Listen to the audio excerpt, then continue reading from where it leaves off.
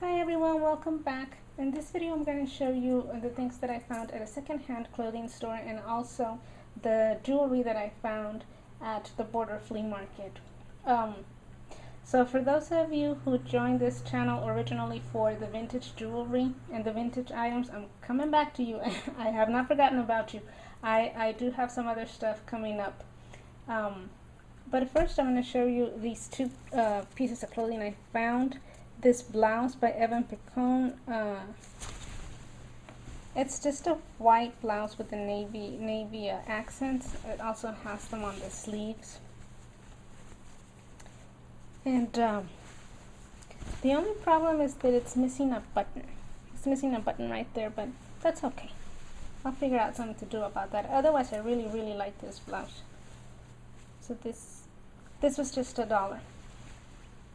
And the secondhand stores here in my area are called, well, in Spanish they call them segundas, which means second, which it's for secondhand.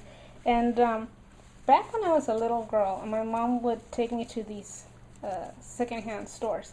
Back in the day, and I'm talking mid 70s to early 80s, these stores, they have no air conditioning. They still don't, because the buildings are like incredibly old.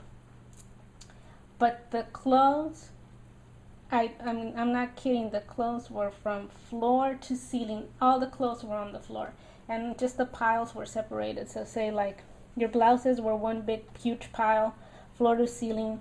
The dresses were another pile, floor to ceiling. Linens and bed linens and tablecloths, curtains, all of that was in another pile. Jeans were in another pile, and you literally had to climb up, like literally climb up to the top and kind of dig through it and pull whatever you wanted, and it was hilarious. And then, like, which I'm sure broke like I don't know how many fire hazard codes, but then like by the mid to late 80s, then they started putting them in these big bins, and the bins were like these big wood bins, and they were sitting on cinder blocks. And it was the same thing. Each bin was for a different thing. So you had the blouses, and then you had the t-shirts and the baby clothes and everything. And it was just all like that.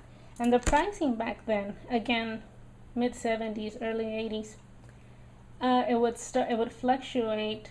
It would start at one price on Monday, and then by the end of the week, it would be at its cheapest. So say, for example, on Monday, say the clothes were 50 cents.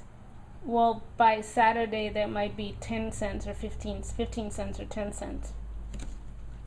So, but it was hilarious because the stuff way at the bottom was like all dirty and grubby and junky, where people walked in it, and it was just right on the floor with all this other pile of clothes on top of it. And my mom has always had this really good instinct for the good brands. I remember one time she just grabbed onto something she saw, and she pulled it, and she pulled, because you literally had to, pull until you loosened whatever it is that you wanted. And she just kept pulling on this thing that she saw that caught her eye in the midst of that pile, and she pulled on it, and it was a Christian Dior dress. And I'll never forget that, because it's like, okay. So, yeah, but now, then, eventually, everything was picked up off the floor and hung up neatly, and now you walk into these secondhand stores and everything is actually hanging on racks. And they still don't have air conditioning, but at least there's no clothing avalanches anymore. Anyway, this was $1, and then the other shirt that I found is this, just a basic black t-shirt, which was also $1. And finally, then I went to the Border Flea Market, and I like to visit this particular vendor that sells a lot of vintage jewelry and a lot of vintage items. And she has everything very nicely displayed, but she also has this trunk of items that cost $1, and you just go in there and you dig through everything. And she had these little Frida Kahlo cards, like little tags. I'm going to use them as bookmarks, and I bought 2 of them. And each one of these was $1. And then in the bin, you can just go in and dig through her trunk and pull out. You just have to dig through it and see what you find. And I found this necklace, which I know is Avon, but the Avon plastic jewelry isn't marked. But I know this is Avon because I have this same necklace in the white and navy combination, which is in my second collection video. So this is from the 80s. So you're gonna see this again in my my third Avon jewelry update video, which is coming, I promise. Then we found this other necklace. These are seashells.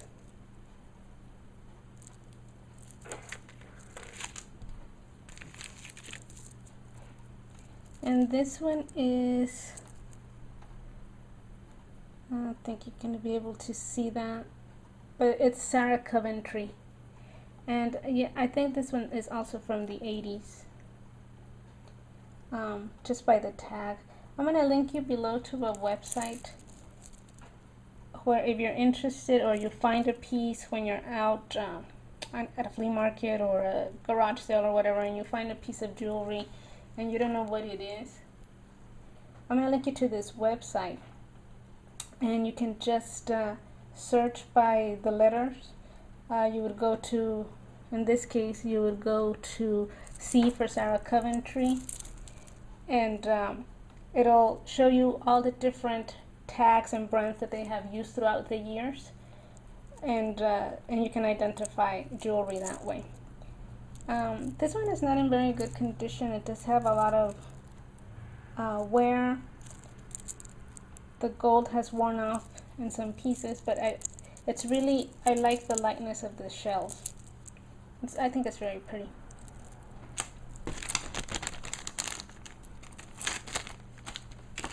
I found another necklace.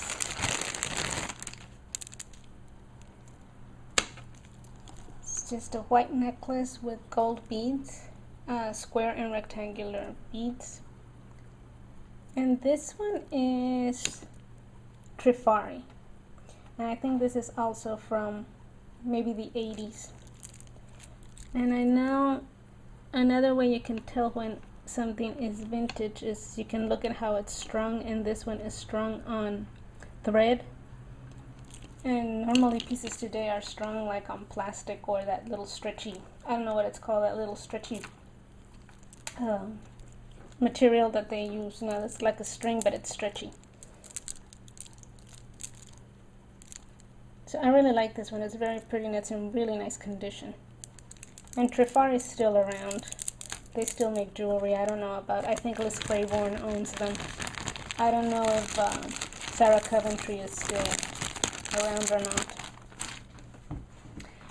Now this I really liked. Now it's gonna look like it's in really bad condition, and it is. But the reason that I bought it is because this is Hattie Carnegie. And Hattie Carnegie was a designer,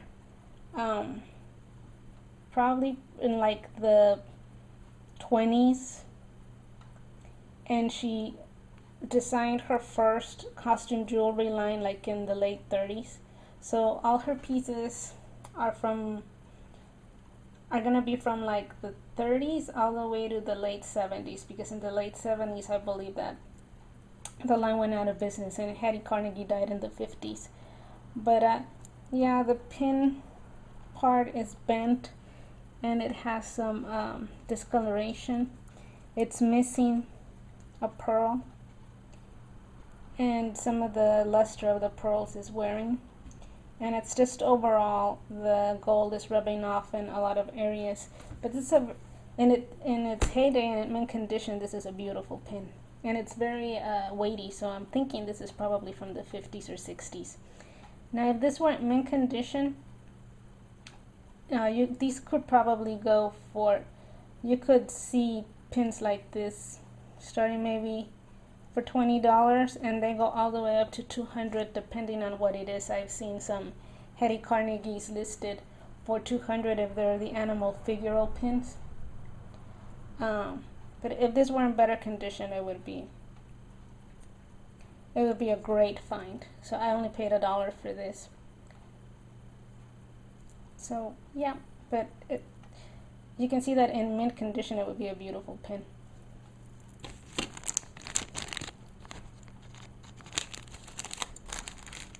Then I picked up this. I just thought this was interesting.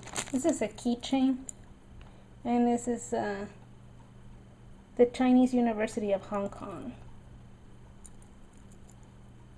And it's just a keychain. I can't figure out how to open it. I know it says squeeze, but I just can't get it to open. But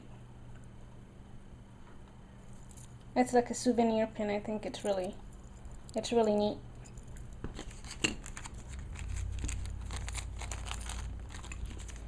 I also found this little plastic pin.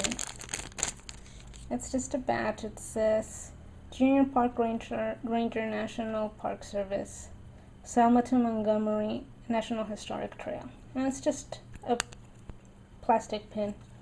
But I just thought it was interesting to find that in the trunk, so I picked it up. And the last thing I picked up, and my most expensive buy, is this little trinket box. It's made out of seashell. This whole thing is a shell. And it opens up like that. And it just says, made in the Philippines. And I just thought it was so pretty. And it was $5. And I think I'll put something in here, like a little pair of earrings or something. This is kind of neat too, like if you're giving a little gift, to like give a little pair of earrings or a ring or a little necklace or something, and something like this, that would be really cute. Okay guys, that's it for this video. I appreciate you guys watching, and I will see you again very soon. Bye bye.